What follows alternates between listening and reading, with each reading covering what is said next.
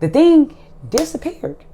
Like directly, like it disappeared directly into the house. And it was, when I ran inside the house, he was sitting on the countertop.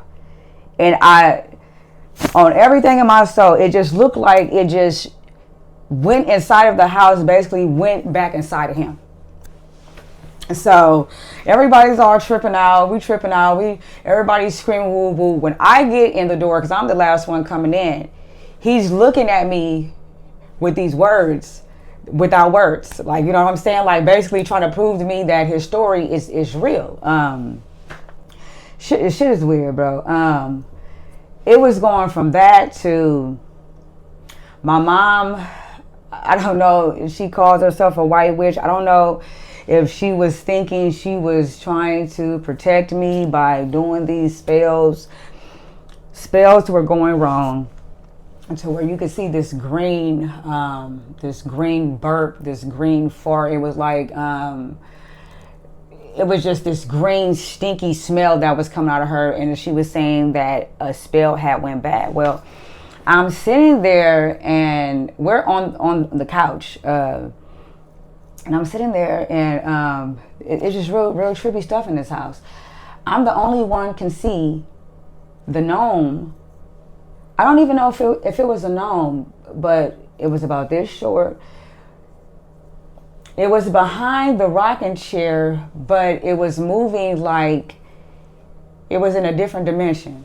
Like as if the chair was right there, but it was somewhere else. Like the surroundings we were on, it used to be shaped different. Like everything was different, you know, like maybe that was the part of the kitchen, or maybe that was something over there was different because how they were moving around, minding their business. Now, they couldn't see that I had seen it. And I'm telling my mom, like, you don't see that? My brothers and sisters and them couldn't see it. But they did see the werewolf, whatever, but they couldn't see that. And then my mom's just like, you can see that?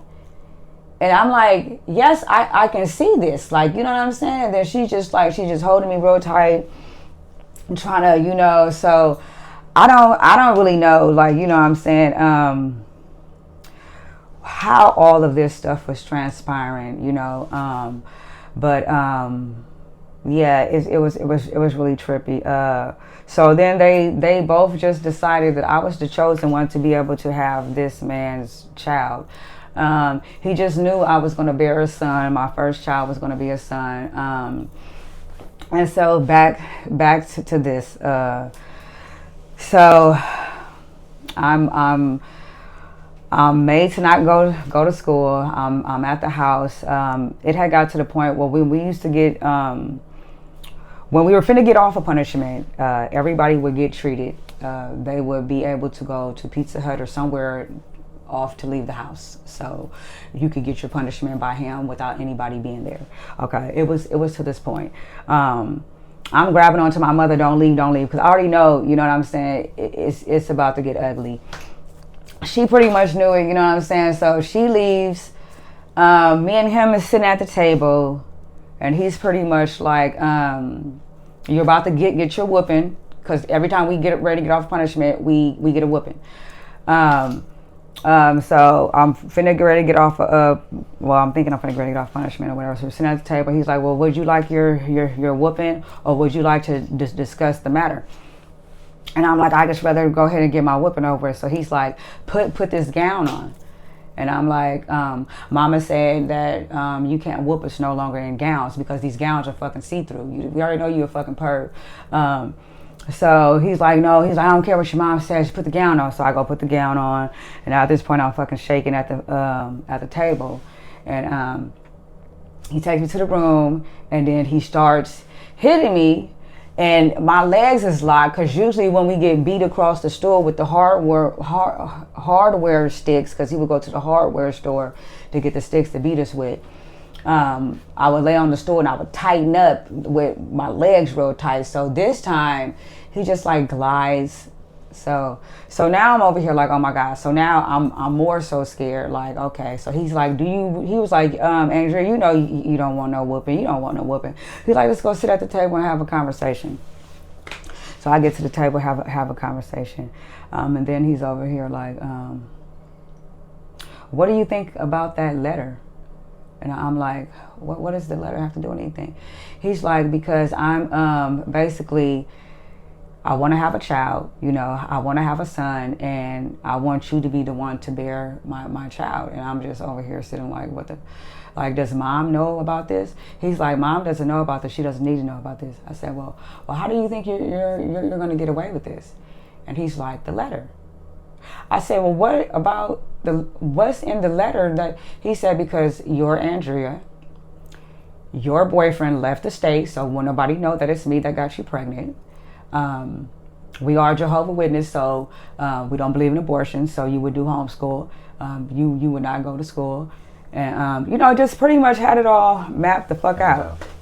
And then it had got to the point where I pretty much, over the weeks, was losing my mind because I was, now mind you, okay, while this is going on, because I skipped over a whole part. So after, because I couldn't buy no more time, you know. I'm sorry. If you need to stop, we can definitely stop. I definitely, you know what I'm saying? I won't have to put you through this again. No, it's okay. It's okay. It was then. I go into the room to get myself prepared. So I'm in his room. And then he comes in the room. He puts the gun beside the bed or whatever, so I wouldn't do nothing. I'm pretty much laying there. It's getting started. It was some pain. It didn't all the way go through. His brother knocked on the door. When his brother knocked on the door, he pretty much could see back to the room, and everybody knows that he doesn't allow us to be in the room because he got his guns there. Everybody know no kid is going into that room. So I'm standing there. I start peeing, trying to aware him like I'm scared to death. Like, just so happened he was at the door to tell him that the car had crashed because the tire had flattened, and you need to get to your wife and the kids because they're on the side of the road. And he was like, oh, well, bro, can you go on ahead? I'm finna be on my way. He was like, nah, bro. He like, Jerome, he like, nah, bro, you need to come on now. You need to come on now. So he came back to the room. He was like, if you tell anybody anything, I'll fucking kill everybody. So then he leaves, he comes back. Now mind you, he comes back, I'm still on punishment where I can't leave the room, so nobody knows what I'm going through. Remember when I told you I didn't have no blinds to my room? Mm-hmm. This was the scary part of, okay, you could see the train tracks, and then you would see him coming out of the house with a shovel, and he was like walking over the train tracks. And I guess this was him showing me that he was digging graves, like digging plot, because he's like, they basically the shit went wrong. He didn't know if I was going to fucking tell, woo woo. So it had got to the point, okay, and now it's Thanksgiving. And then everybody's like, oh, cut the turkey. So that was my first access to a knife. Then I ended up trying to stab myself. All right, so I was like, boom, I could just kill myself and pretty much it'd be over because nobody else is affected in the house except for my brother, which is getting beat with hammers, and you know, he's just in there getting beat. Like, when my brother do anything, like, we have to leave to go to Pizza Hut and come back, my brother would be so deformed, you know. So yeah, it was just trippy. So I ended up trying to stab myself. My brother grabbed me. That's when my mom was like, hey kids, you guys go outside so we could see, so we could talk about this. So I'm shaking. He goes to the room to go get the gun. My baby sister and them is outside. They done made them go to like a little park that's literally in the vicinity right there.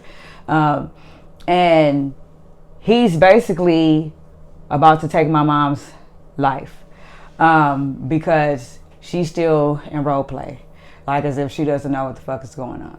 it pisses him off. So she's so scared. She grabs me for cover. And all I remember is when she grabbed me for cover, this strength that like shot through me.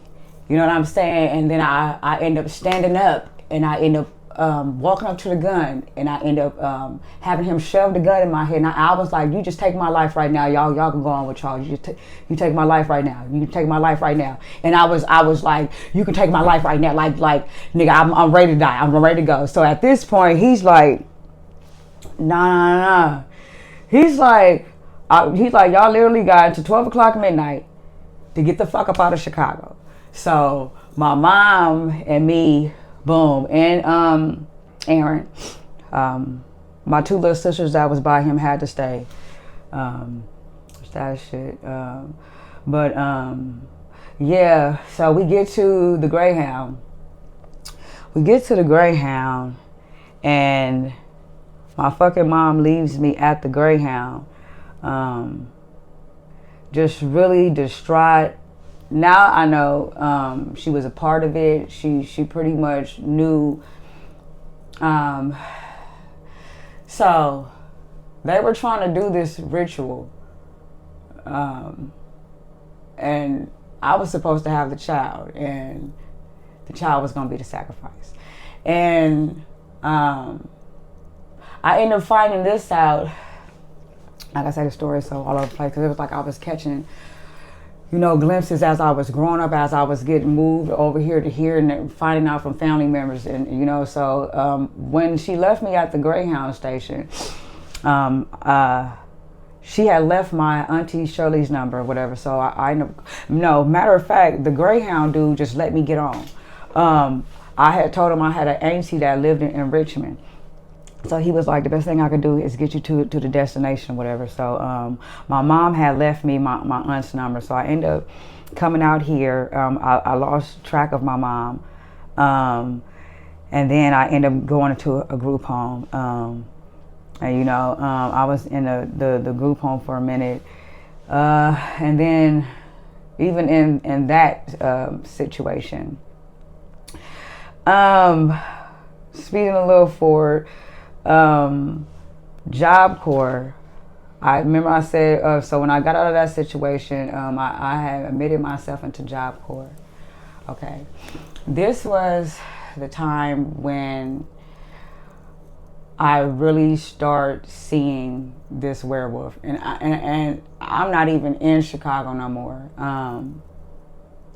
Almost like this man was showing me when we lived in that house, like, I could see you from anywhere. I could get to you from anywhere. Like you know what I'm saying? So when I went to Job Corps, I ended up having this boyfriend. His name was Gio. And it was just weird. Gio was a Christian, Jehovah's Witness. Like it was just weird. I ended up getting with him.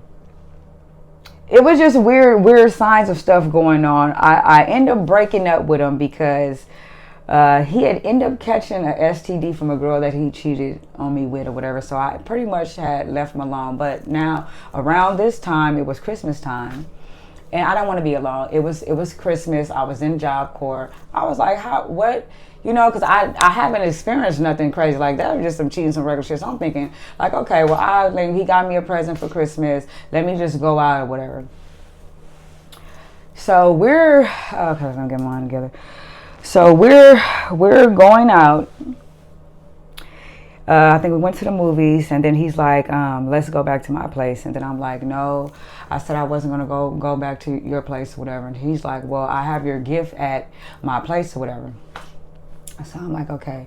So we get to his house, and this is so trippy, bro. I don't know if I had lost my mind, but in the box is the same fucking gown that I was fucking wearing. Like literally the same fucking gown, bro. And it's like, I could not forget this gown because when I used to have to, you know, everybody in the house would have to go into their room, and I was the Molly maid, and I would have to put this gown on, and I would have to do the dishes in this gown, and the gown was kind of see-through, and then he would sit at the table with his Bible acting like he's reading the Bible, and the whole time I could feel him sex playing me. And I remember turning around one time saying, I'll call the fucking police on you. And I remember one time I did fucking call the police on him when he beat the shit out of my brother. I literally ran out in the snow and tried to go to the neighbor's house. I called the police came. He took the police to the back, did some type of masonry sign before the police even got out the car. By the time he went to the back to go talk to the police was walking straight back out to go to his car. You know, and he had already told me, he said, bro, I am in the brotherhood. So like, if you thinking you about to, you know what I'm saying? So not meaning to jump way back from there, but I almost forgot where I was at, but you were saying the gown situation. Okay, yeah, so the gown situation. So I'm with this guy, mind you, I'm not even in Chicago no more. Bro, we're in Mead Valley in Paris, Mead Valley in Southern California, Moreno Valley. I'm at the guy's house. I open the present, it's this gown. All of a sudden, he's like, put this gown on. Now, mind you, I should have never put the gown on, but when I say, you know how you feel the same type of aura? Like say, just because because he wasn't there, like my stepdad wasn't there, his presence was fully inside of this boyfriend that used to be my fucking boyfriend, and that's how strong the presence was. And that's how I used to be scared when he used to be like, put the gown on. So I ended up putting the gown on. He immediately rushed me. It's a bunk bed, so we're tussling, right? I got my feet up to where he can't really get up and get in a room because that top bunk or whatever. So we fighting all this, and I'm like, God help me. I'm not lying on both of my kids. So I remember this man going against the wall off his feet. I'm talking about nobody holding him. I'm talking about off of the ground, off of his feet, like as if he was compelled. So I would be able to get up and be able to, like, compelled. I'm talking about compelled. I'm talking about compelled to the end. I'm talking about compelled to the point that he drove me back to Job Corps. I'm talking about compelled to the point that he didn't even look at me. I'm talking about compelled to the point that he wasn't even trying to rape me, trying to take advantage or nothing. I don't know what stepped in, because like I said, I'm dealing with a spiritual warfare that my parents basically have put upon me as far as an innocent child. You know what I'm saying? And I know a lot about the Bible too. If you have no mother or no father, that's when I step in to be your father. This is from the Bible. You know what I'm saying? So took me back to Job Corps, and I never forget. I walked from there. I looked back, and he was looking at me like he had seen something from this world, you know. And just trippy, bruh, trippy to the point to this day. I don't really know. You know what I'm saying? I still have, you know, problems dealing with, you know, him shape-shifting into people. I know people don't really believe in people sitting in one spot being able to be like this and really can take energies. And you ever seen that Denzel movie? Which one? Was it Deja Vu? Remember when the guy in prison, they had electrocuted him, but then his spirit was getting in different people, trying to get to Denzel? I'm not sure. I don't think I've seen it. Oh yeah, you gotta see it. I think it's called. You said Deja Vu? I think it's called Deja Vu. But yeah, look into it. Denzel had went out there, and it was just him, and he had planned on the spirit to get inside him, and he was gonna kill it from it being inside him. But yeah, a lot of the spiritual warfare that most people don't believe in is real, you know. And I'm definitely one of the ones that can say I really experienced this type of life. So yeah. Now, we are running out of time. Okay. But just for one thing, if you was to have anything to say to someone who's maybe going through what you went through, what would that be? To kind of get yourself out of the situation or to get help? What would that be? I'm gonna tell them like this. It ain't no counseling. It ain't really no help. You know what I'm saying? You gotta, bruh. You gotta have faith. You gotta have faith, and don't trust so easy, and try to keep yourself distant from people that you could really love, because these things can get inside these people that you love, and you know what I'm saying, and just make the situation worse. So yeah, you will find yourself more so lonely. You know what I'm saying? But I think it's just a better way if you are going through a spiritual warfare. Because like I said, a lot of people don't know how to touch bases on helping. You know what I'm saying? Don't take the medication that they try to give you. You know what I'm saying? Don't talk to just anybody. You know what I'm saying? Because they'll use it against you. You know what I'm saying? You just gotta be strong, bro. Maybe so have some goals. Like I'm a singer, I'm a writer. You know, I'm able to write powerful songs. You know, be able to get things up out of the inside of me. You know what I'm saying? That's pretty much it. It ain't no savior to save you from shit like this. You know what I'm saying? You just gotta be strong. Thank you.